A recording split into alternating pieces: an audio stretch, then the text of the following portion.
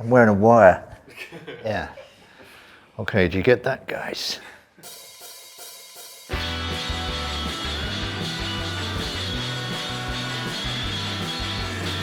It's the combination, isn't it, of like humour and the kind of horror and the juxtaposition of the two.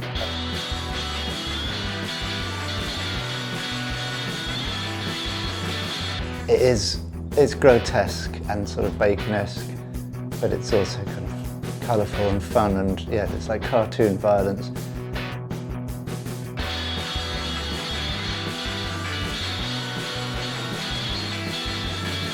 Hi, my name is Duncan McAfee and I'm an artist based in South East London, and I'm really excited about my first print release with Castle Fine Art.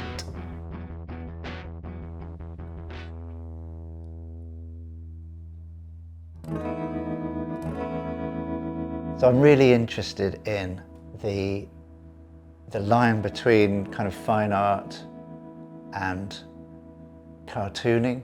I love the kind of the whole history of like cartooning and caricature through to like contemporary animation.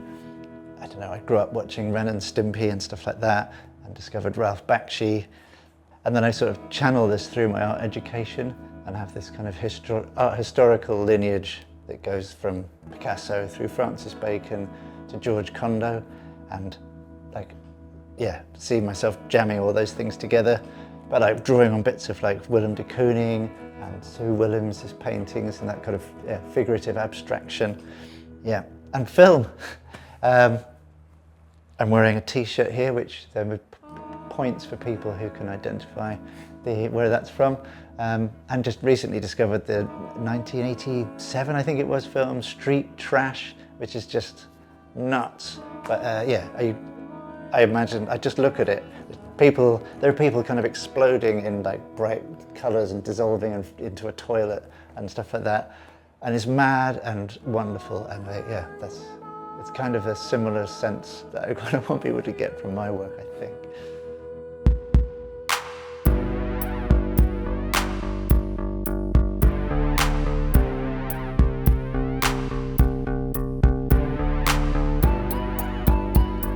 So yeah, those large paintings have kind of come out of the smaller exploding head paintings. With those, I was using a kind of the splatter and the sort of my Rorschach response to that. And then through those, I've kind of developed all these different motifs. So now it feels like I've got all these motifs that I can play with, in that sense that I've already got the playbook and I can kind of pick and mix them.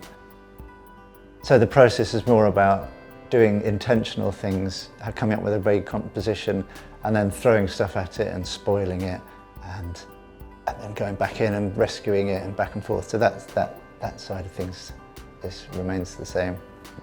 But working on this scale is completely different. I love it. It becomes, yeah, from small movements like this sat at a desk, suddenly I'm standing up and I'm doing much more, it's much more performative, so they become, yeah, almost like performances. Like the painting becomes almost like the record of a set of movements. Maybe not a dance, but certainly something almost like a performance. Yeah, and I'm doing this kind of weird physical duet with the physicality of the paint and the thing. So the scale makes quite a big difference, certainly, yeah.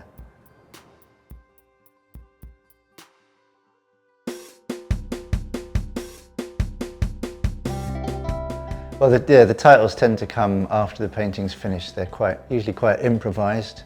So then the title, I guess, I mean, often they're quite sort of throwaway.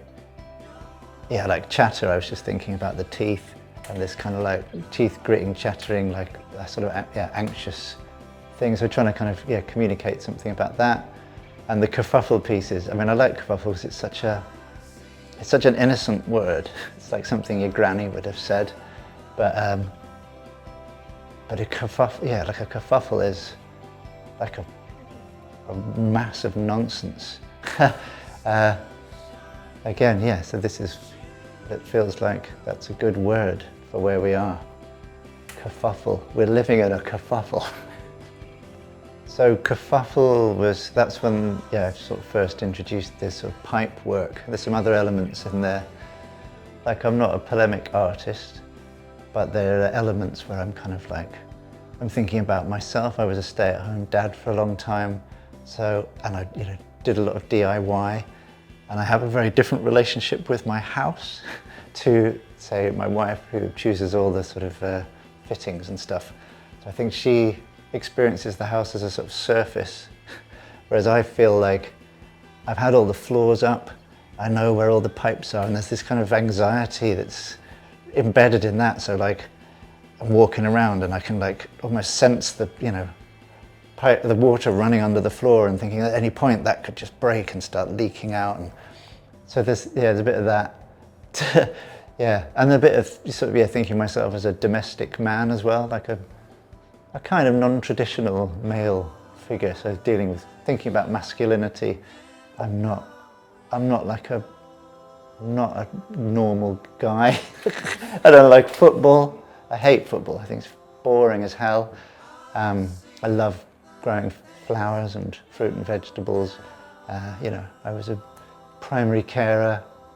So yeah, I don't know. And it's not, like I said, I'm not a polemic artist, so I'm not making any specific point. They're just little ideas and thoughts that sort of creep into the work and that are there if you want them. Yeah, there's layers there if you want them. Have a little dig.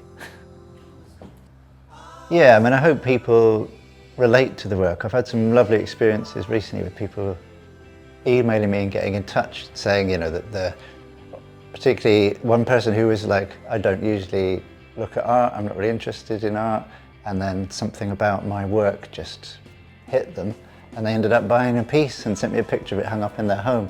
And I was just like, wow, that's incredible for me. I think that's wonderful. So if the print allows an even broader range of people access to it and the potential to have that connection, then I think that's fantastic. It's the combination, isn't it, of like humour and the kind of horror and the kind of juxtaposition of the two. I like this kind of, it's grotesque and sort of Bacon-esque, but it's also kind of colourful and fun, and it's like cartoon violence. And that's what we're living in, isn't it? It's like just living in a mad cartoon. So this seems like the most logical way to express a sense of living in the world today. Right. Is that enough? Is there anything else you need to get off your chest?